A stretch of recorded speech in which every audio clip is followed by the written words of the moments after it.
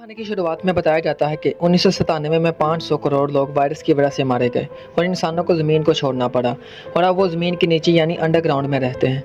जिस तरह ज़मीन पर पहले जानवरों का राज होता था लेकिन अब वो ख़त्म हो चुका है, इसी तरह इस अंडरग्राउंड की जेल में एक आदमी को दिखाया जाता है जिसका नाम कूल होता है।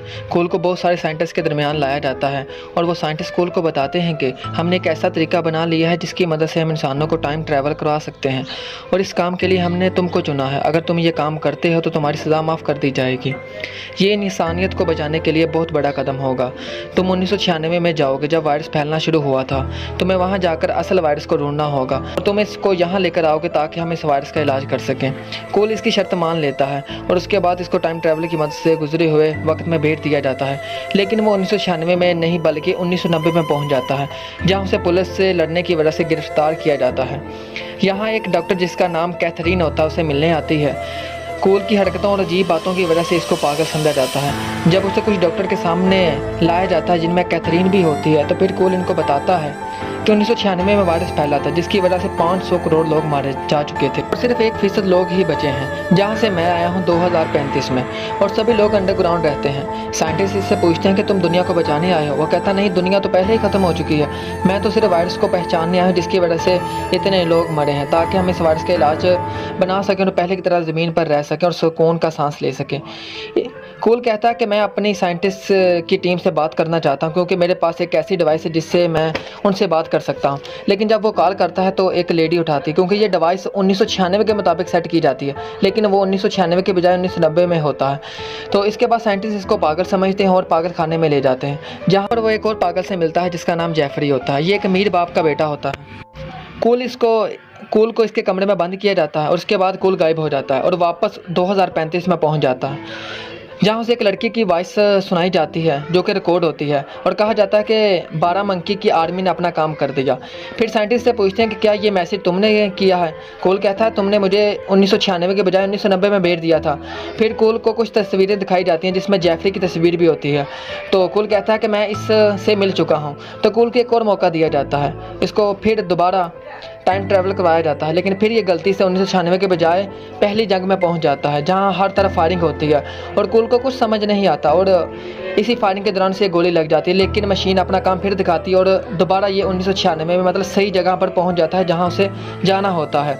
यहाँ कैथरीन एक लेक्चर दे रही होती है क्योंकि वो अब काफ़ी मशहूर हो चुकी है क्योंकि उसने एक किताब लिखी थी। जब कैथरीन का लेक्चर ख़त्म हो जाता है तो तमाम लोग कैथरीन का ऑटोग्राफ लेने आते हैं। तो वहाँ पर एक सीनियर डॉक्टर भी आता है जो कहता है कि इंसानों की वजह से ये दुनिया रहने के काबिल नहीं रह गई, अब इंसानों को मरना ही होगा। इसके बाद कैथरीन अपनी गाड़ी की तरफ चली जाती है तो कूल इसको अगवा कर लेता है और कहता है कि तुम मेरे साथ एक शहर जाओगी जहां वायरस की शुरुआत हुई थी। कैथरीन इसको पहचान लेती है और कूल इसे यहाँ समझाने की कोशिश करता है कि वो पागल नहीं है, वो टाइम ट्रैवल कर रहा है, लेकिन वो इसकी बातों पर यकीन नहीं करती। इसके बाद ये दोनों एक शहर में जाते हैं जहाँ कूल 12 मंकी के पोस्टर देखता है और समझ जाता है कि मंकी 12 की टीम एक्टिव हो गई है और अपना काम करने वाली है।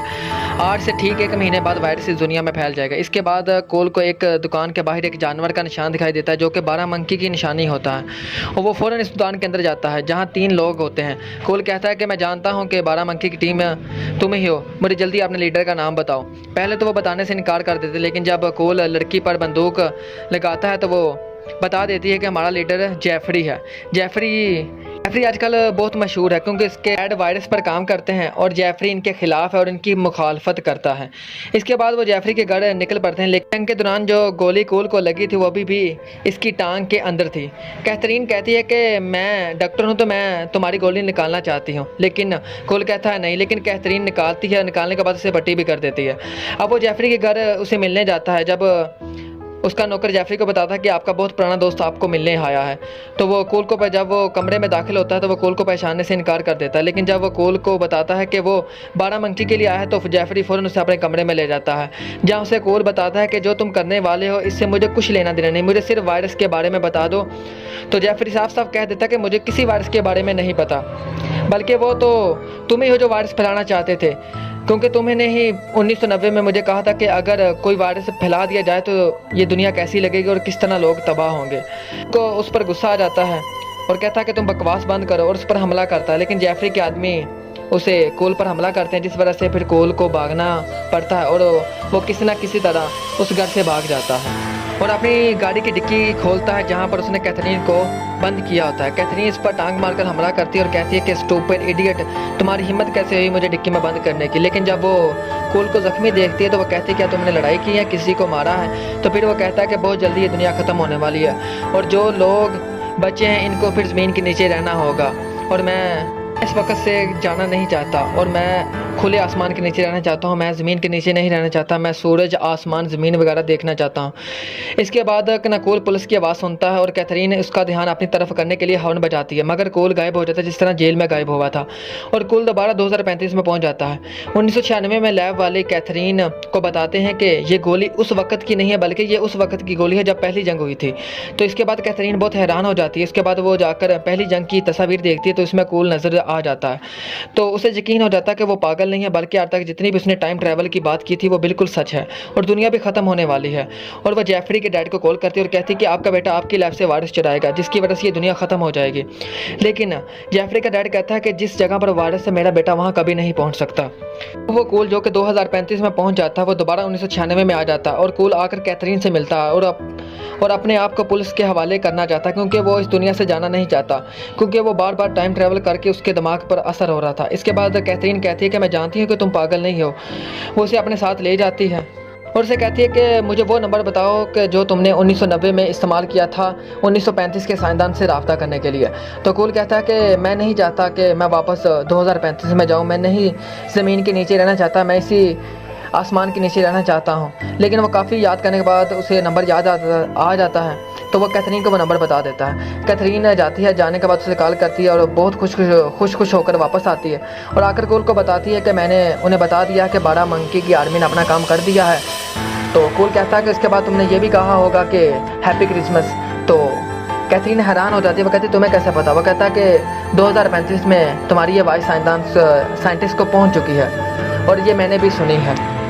और फिर इन दोनों को यकीन हो जाता है कि बहुत ही जल्दी ये वायरस पूरी दुनिया में फैल जाएगा और 500 करोड़ मर जाएंगे और ये जानबूझकर भी इसे नहीं रोक सकते क्योंकि ये तो बस इनका पता लगाने आए थे वायरस का। इसके बाद कूल ने फैसला किया कि वो इस चीज़ को निकाल देगा जिस चीज़ की मदद से वो 2035 में जा सकता है और वो चीज़ इसके दांत में थी। कूल कहता है कि मेरी ज़िंदगी अब कितने भी दिन रह गए हैं, मैं तुम्हारे साथ कैथरीन गुजारना चाहता हूँ। इसके बाद वो सोचता है कि मैंने अपनी ज़िंदगी में कभी समुंदर ही नहीं देखा। तो कैथरीन कहती है कि मैं तुम्हें समुंदर दिखाने ले जाऊँगी।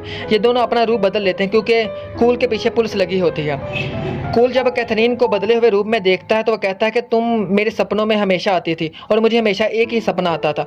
तो कैथरीन को भी ऐसा लगता है कि वो कूल को काफ़ी पहले से जानती है। और अगली सुबह वो समुंदर की तरफ जा रहे होते हैं तो ड्राइवर कहती है कि हमारे रास्ते में 12 मंकी की टीम मिल सकती है क्योंकि उन्होंने चिड़ियाघर के और जेफरी के डैड के लैब के सारे जानवरों को आज़ाद कर दिया है। और यहाँ पर कूल और कैथरीन को समझ आती है कि 12 मंकी का काम जानवरों को आज़ाद करना था। इसके बाद वो एयरपोर्ट जाते हैं। कैथरीन टिकट्स लेने चली जाती है और कूल 2035 में फ़ोन करके बताता है कि 12 मंकी की टीम को आप भूल जाएं, उन्होंने कुछ नहीं किया और मुझे भी भूल जाएं, अब मैं वापस नहीं आऊँगा। इसके बाद कूल का एक दोस्त 2035 से आता है, वो उससे कहता है कि ये लो बंदूक और जिस काम के लिए तुम्हें भेजा गया है वो काम करो, नहीं तो कैथरीन को हमें मजबूरन मारना पड़ेगा। और दूसरी तरफ कैथरीन एक आदमी से टकराती है जो कि सीनियर डॉक्टर होता है। ये वही डॉक्टर होता है जो कैथरीन का ऑटोग्राफ लेने लेक्चर के ख़त्म होने के बाद उससे मिलता है। तब कैथरीन को पता चलता है कि सीनियर डॉक्टर जेफरी के डैड के साथ काम करते हैं और वायरस इसी के पास है और यही फैलाना चाहता है।